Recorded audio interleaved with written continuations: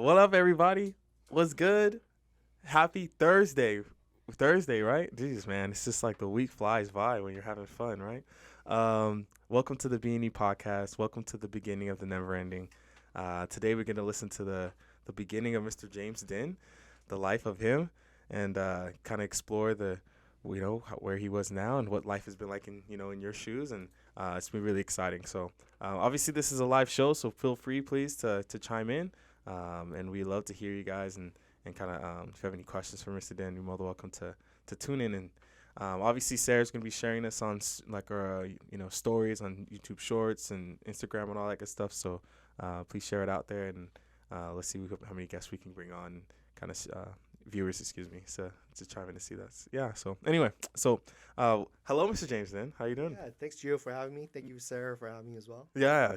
No, I'm Appreciate it. excited. I mean, it's really. I've already got a kind of glimpse. I'm very lucky enough to be able to kind of talk to you a little bit earlier, so I'm actually really excited Oh, to really? kind of explore more. I had like written down some questions that I was thinking of after you kind of told me a little glimpse of like kind of the lifestyle and life you have had, and so I'm excited to kind of get into it. But as we always do when we start off the show, we love to jump into like the history of you and your family, like where you guys, where like your great grandparents or ancestors came from, and how, kind of you landed into California.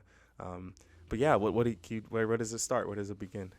Yeah, I was born in Vietnam, in Saigon, and it was 1979, so it Mm, was right after the Vietnam War.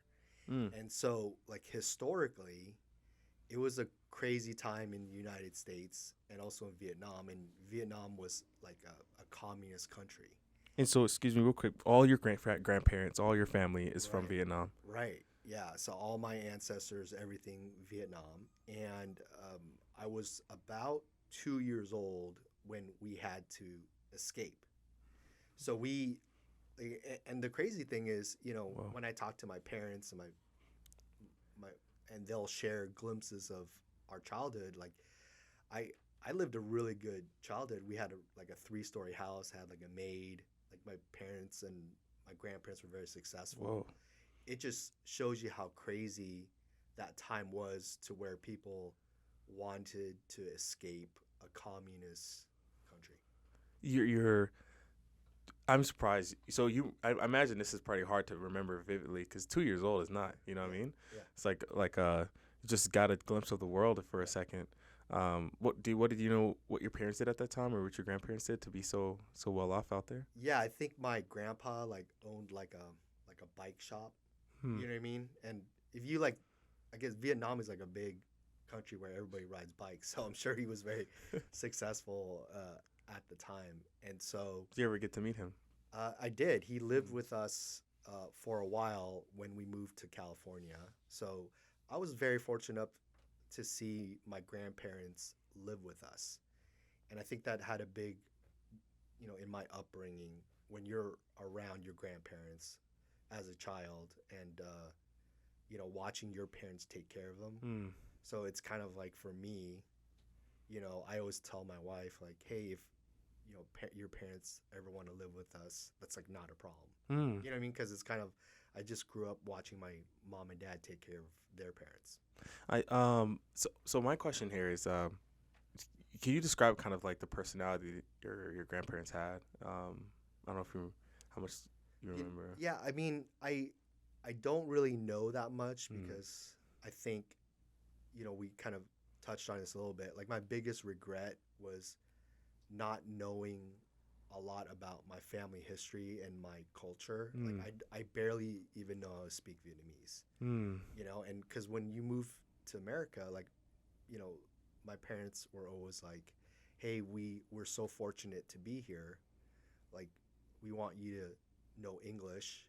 And that's why I have like zero accent. Hmm.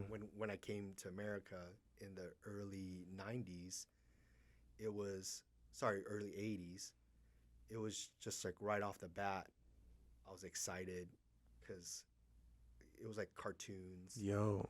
You know what I mean? It's not it's Yo. different than now, right? Like Right. we watched like it was like the golden age of, you're talking about Transformers, GI Joe.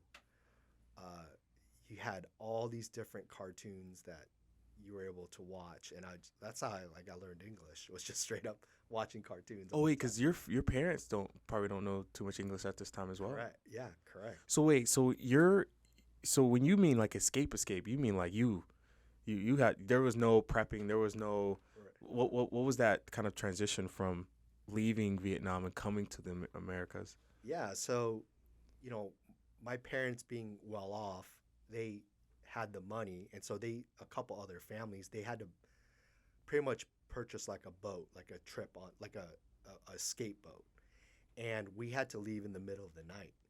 And the story goes like I was like a very crying type of kid. I don't know if it was colicky, but I was like crying in the middle of the night, so they were afraid. Mm. So if you get caught, you're going to jail type of thing.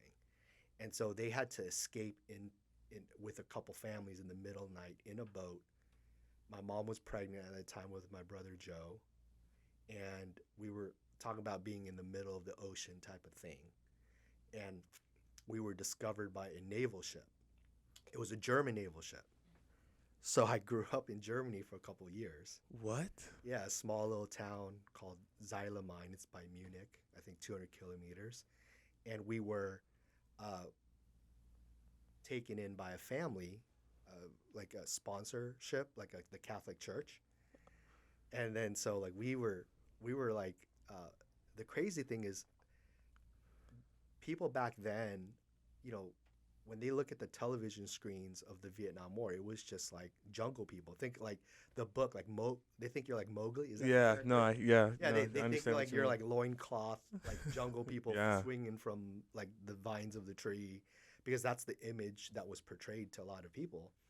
And so it's crazy, but that's the perception of a lot of the boat people that left, like a whole generation of people. So I grew up in a little town in Germany, and I don't know any German, but I just know like two words, like Wiedersehen and like Doomkopf, which means S- doom. So you're this is like all your trust is in this church in a way. Like Right, you don't speak German. I right. don't think anyone in your family Yeah, at this point speaks you German. nailed it. And you spend there for years. Um, that's on a and you travel on a boat. I mean, that's literally like putting your hands in Yeah, just in faith. Like we just right, you're floating around in a way, you know. right. And my mom was pregnant too. And, Jeez. and what's crazy is like when you grow up, you don't realize the sacrifices of your parents, Yeah. and then it gets revealed to you in bits and pieces. And I remember one time my mom revealed to us like, you guys don't realize how lucky you have it, Hmm. because I was pregnant in the ocean where people died. You know what I mean?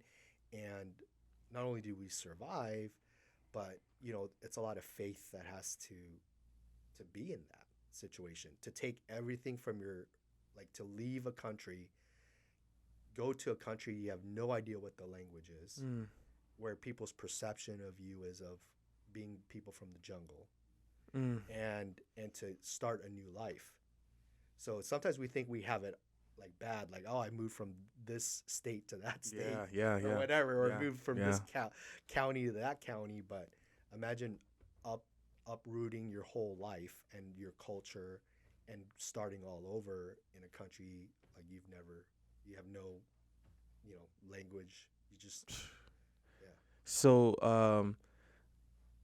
so you family transitions from Germany just straight to Right. America. Okay. Right. So we flew, got our citizenship or whatever it is. Like, I don't know if it's considered first your green card or whatever it is, Sure. right? Sure. Yeah. So we go to Orange County. I grew up in Fullerton, Wow. and and I started off in kinder. So I was like supposed to be in first grade, but my parents wanted me to learn English from scratch, like Mm. start from scratch. So I was always just 1 year older than everybody, like, like 6 years old and everybody's Right. five. Right. Right. And How can you kind of explain your childhood in terms of your parents and the type of dynamic that they kind of raised you? yeah, so when we moved to the United States, like, it was kind of about figuring out like a profession for my dad. So my parents like worked at the swap meet. Mm. And so they sold shoes, the Santa Fe Springs swap meet. I don't know if you have ever heard of that before? Yeah. Of course. Yeah, Yeah. yeah. And so as a kid, I would go like on Sundays. Like that was like my duties on Sunday to help them at the swap meet. My brother did Saturday, And so we would like wake up, I mean, Sunday morning, like 6 probably or 5, Hustling. hustling, like in a small black truck with flames. It's like one of those '90s rock band trucks.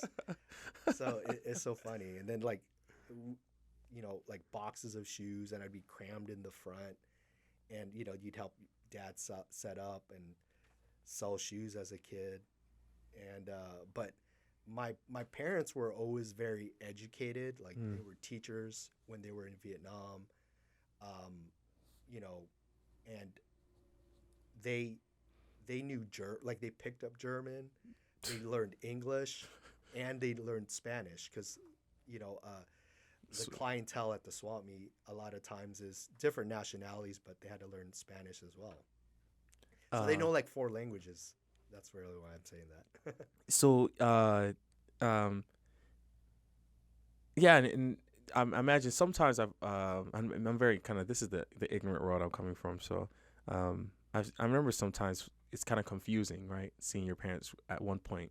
I mean, obviously you weren't too vivid there, but to see them as teachers, but Kanata now you kind of see them as like um, business owners in a way, Right. right? Um, where you kind of always like looked up to them. Where is it kind of like a wholesome relationship between you and your parents? Was it like what was that dynamic like? Yeah, so that's a really good question because really I was very embarrassed actually as a Hmm. child, because we we grew up in Fullerton and we lived in like the flatlands of Fullerton. So just every city, every neighborhood, they have your good parts and the bad Sure. parts. Yeah. We live in the bad parts next to like Hunt's factory where there's a railroad and all the kids got in trouble. Like that was my friends. And my parents were just like down to earth, really good, salt of the earth people. Hmm. Very simple. They came from a village type of thing. They worked at, and all they ever did was want us to focus on school and and not worry about other things. So we never felt poor, even though I knew I was poor. Hmm. And so my dynamic was always of high regard for my parents because my dad is the oldest um, of his siblings.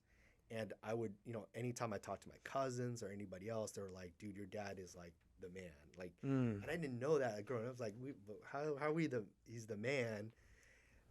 But like, we work at the swap meet. And I Right. remember being like super embarrassed about it when I saw one of my friends at the swap meet. Like, I hid in the van. Like, I remember seeing it. You know what I Hmm. mean? But it's crazy. The dynamic was always me. Like, to this day, there's no other person I respect as much as my dad. Like I don't Hmm. put anybody on a pedestal, but my parents I hold high regard because like to go through all that to get your kids in position to have a great life and the sacrifice as a parent, that's like a really good, role models to have Yeah. in life. Like Yeah. when you see the sacrifice and they just retired last year. So I'm like, dude, I Wow. mean, like, hey, they didn't do that bad when you can just retire,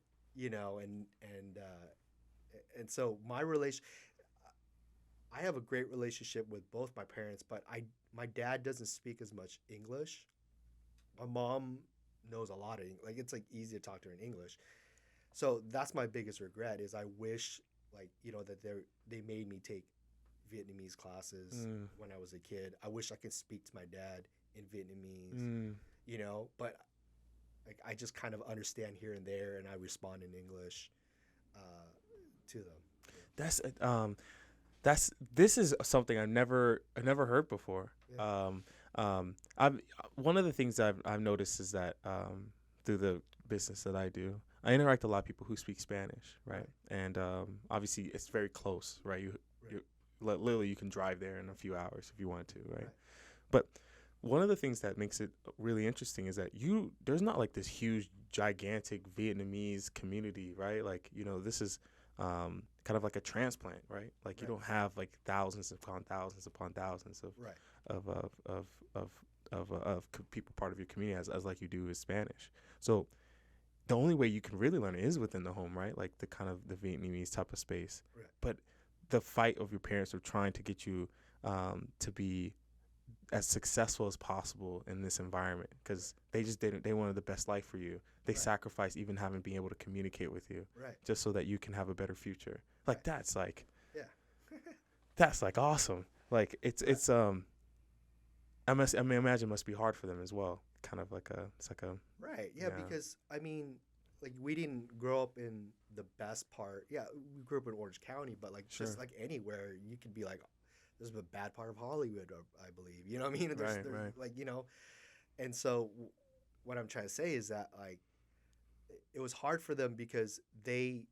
I don't know if the term is called latchkey kids or something like that. Like, but mm, like a lot of kids in the '80s and '90s, the parents worked, and it was a transition from our country in the United States where it used to be, for example, the mom was always at home yeah taking care yeah of the family, yeah and now both parents are working. So, for us, like I was the oldest. I have two younger brothers, and with them, like I had to be the one that was uh, taking care of them, while my parents were working and all that stuff like that. what is the kind of dynamic between you and your brothers and sisters Yeah. So I have two brothers, Joe and Martin. My brother Joe actually just died, mm, within the last year, and then my younger brother Martin. And it, it was hard growing up because I was at one point took care of them mm, while my parents were working, you know, and another part I was also trying to discover myself. yeah yeah And I was lucky to be kind of liked by a lot of people growing up. And so I had a lot of friends and hung out with the popular group. But I felt like when you get that kind of like, not success, but you're like, you forget about your brothers. sure Like yeah you want to live your own life, right and I wish I was a better brother. hmm. Just like I wish I was a better son, like I meaning new Vietnamese was able to talk to my communicate with my parents Oh more, right? yeah I wish I was a better brother in terms of like showing them the ropes of oh, this is how you talk to girls, mm, or this is what you need to do in a bully situation, whatever. mm. Because I was the oldest, and so it's kind of like I'm just discovering things myself. You're trying to figure this out all yeah Yeah, yeah. So I wish I was closer to both of them than I was, because I look at other people with really great dynamics with their brother and sisters, like, oh, my brother's my best friend or whatever, or my sister's my best friend. right right Like I never really had that. hmm. So part of me I felt like a little bit selfish. What type of personality how would you explain yourself as a kid? Like the type of character that you kind of played. Yeah, I think the best word is like a rule follower. Mm. I was always kind of like, like the teacher telling me to do this, like I would do exactly that. Mm. Decently good student, and so that's kind of the type of person I always was, the person that followed the rules. And it's not until you get older where you have like that shift where you're like, okay, I'm gonna be selfish now. Mm. I want to be me, and I'm gonna be more truthful. See, there's a reason why older people like that they're unfiltered. Mm. Somebody in their 60s, 70s, 80s, like they'll just say whatever comes across Yeah. their mind. Yeah. Because as you get older, you kind of start realizing that like who really cares what other people. Because I always cared too much what people said when I was growing up. But Very sensitive.